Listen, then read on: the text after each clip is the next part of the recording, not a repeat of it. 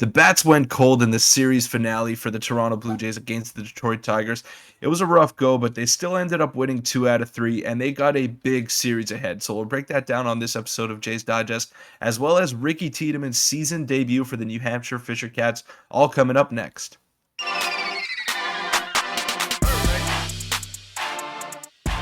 What's up, Jays fans? I'm your host, Peter Vryonis, alongside host Nick Gosse. Now, I want to thank you for all the support that we've gotten. This is something that we're going to start doing as of now. We're going to be uploading after the games. I know you guys like that a lot more.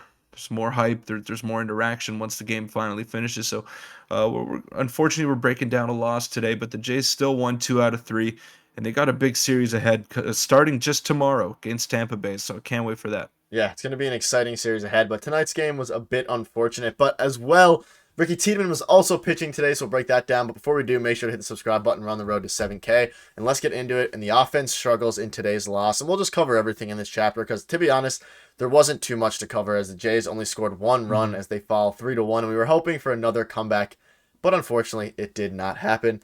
So here is the first screenshot we'll get into now, which is the lineup. And Peter, who impressed you today? George Springer went 1 for 4. Bo Bichette went 2 for 4. A few guys were impressive, but overall, it was a pretty poor performance for the boys. I don't think anyone impressed me on the offensive end. Now, Bo had 2 hits, Vladdy had a hit, so it's deceiving because the Jays were 1 for 11 with runners in scoring position in the game, and they just did not execute. And 5 through 9 was just a black hole once again. Those guys, the bottom of the order, did not contribute whatsoever. I'll say 6 through 9 because Alejandro Kirk has been hitting the ball as of late, but yeah, 6 through 9 have just not been contributing, and that can't be happening.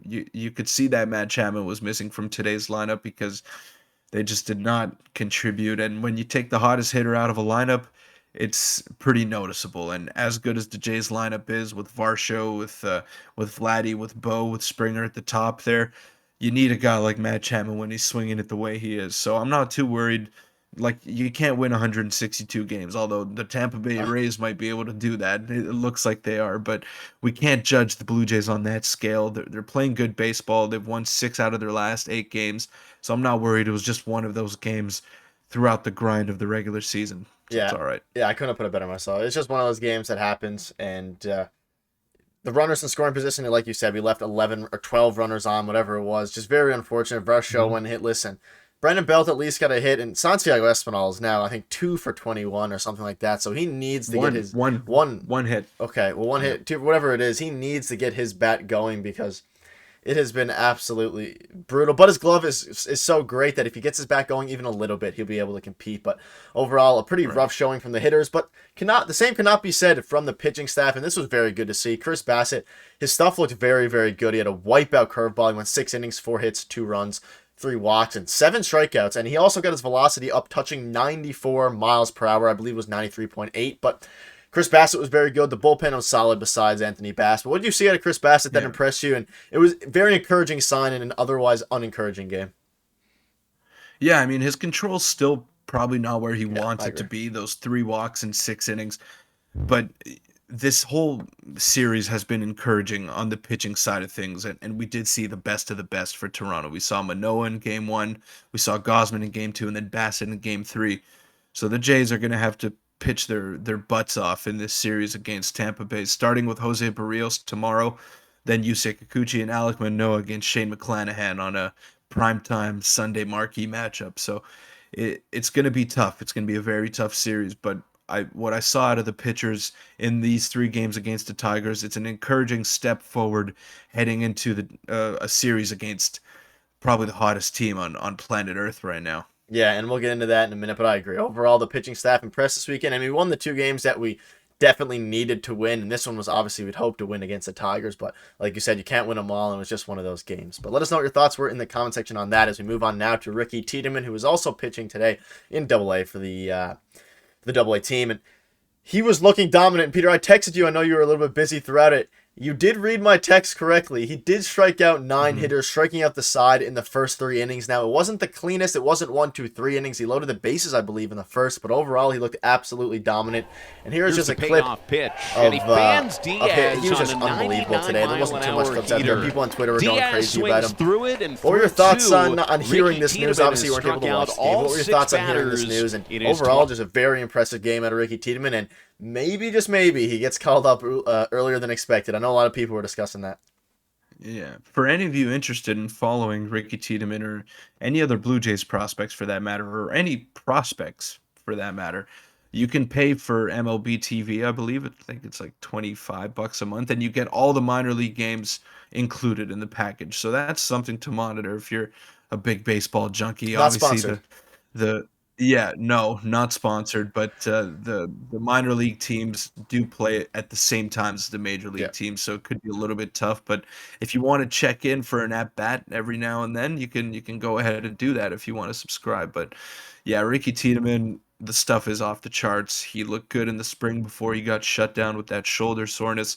Hopefully, he can keep it going. I don't think he'll be in Double A too long, and they want to manage his workload. 3 innings today, 9 strikeouts. You can't ask for much better than that. No walks as well, which is something that's good. So he'll be in Buffalo by May, and hopefully in the big league club soon. Yeah, and that was the big topic. Is none of us, I don't think, here think that he's going to be in Double A very long. Let alone how long we'll see he is going to be in Triple A for, because he's been absolutely dominant. I'll show you this one more time. Here's the payoff Electric pitch, stuff for and he him, and this is fans also very encouraging. Diaz on Yeah, a absolute gas, and 99 especially from the mile an left-handed hour side. But heater. very encouraging coming Diaz off of swings course, his through it injury and that through kept him out of the 2. end of spring Ricky training camp, and of course the first couple games, or first couple starts in the minors. It's very encouraging to see him like that, and maybe he'll have a big impact going forward. And I'll ask you this question quickly before we move on. I know I asked it, I think a month ago, whatever it was.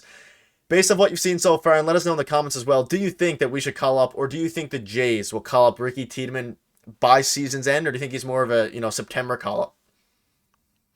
I think he's more of a September call up, but it all depends on need. If the rotation can't figure it out, he might have to be forced into there, and I don't think the Blue Jays want to do that. I think the more likely scenarios, and I don't think this is likely either, but he might even get traded for a more important piece right now, which I don't want to see happen, but it all depends. The big league club is what matters the most, and you want to see your young prospects develop and blossom into these stars that you think they can be. But if the Jays need to make a win now move, and if they don't think Ricky Tiedemann can contribute and help them win, then they might they might even look to trade him, and hopefully not. But it's still early, season's young. Hopefully the rotation can iron some things out, and they don't have to rush up Ricky to the big leagues. Yeah, and a couple people on Twitter were saying that maybe we'll see him in the bullpen for the playoffs, which is also a possible scenario. Probably more likely than having him in the starting rotation for the Yeah, but playoffs. then who gets bumped? Who gets bumped? And Because then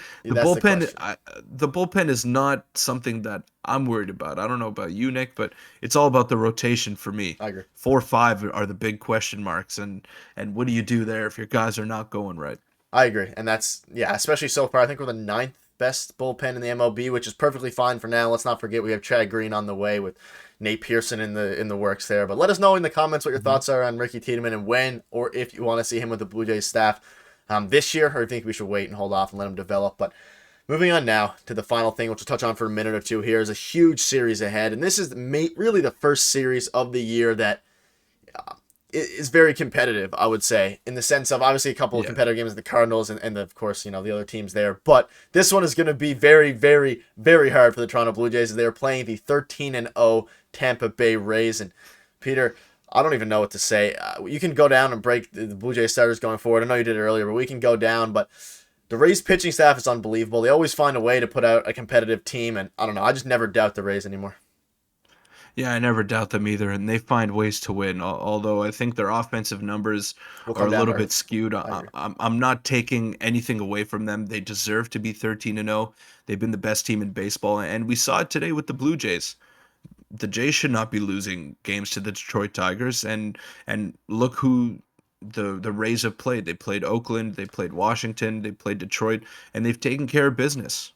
They didn't use the excuse that, oh, we're taking the foot off the gas. It's not as good of a team. The Rays do what they're supposed to do, and that's what worries me about them. I could easily see them winning 110 games because they win the games that they're supposed to win. Whereas the Yankees and the Blue Jays, they rely a little bit too much on their talent sometimes, and that causes them to lose those games that they should not be dropping. So it's going to be a big test for the Blue Jays, and I think these are crucial games because there are less interdivisional games, and you got to take care of business against these rivals. Yeah, and it starts with Brios tomorrow. I know that's going to be an interesting game Friday night.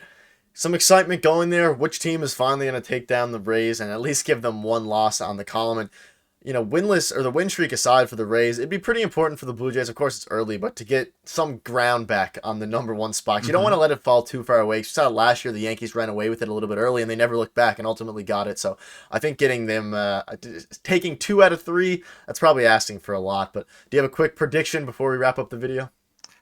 I think it's 3 games. Yeah, it is 3 games. It is 3 games. You know what? I'll give it to him. And it can, like we said it on the pregame show, it can go one of two ways on Friday. Barrios can be the savior. He can figure it out and turn things around after a couple rough starts to start the year, or he can be that same old Barrios that we've come to know and not love over the course of a year plus. So it remains to be seen. But if they win on Friday, I think they take 2 out of 3.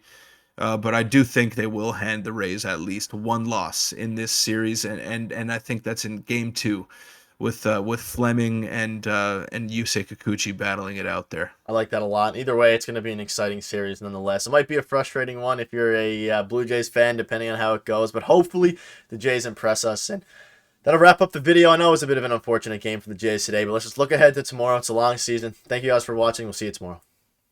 Thanks.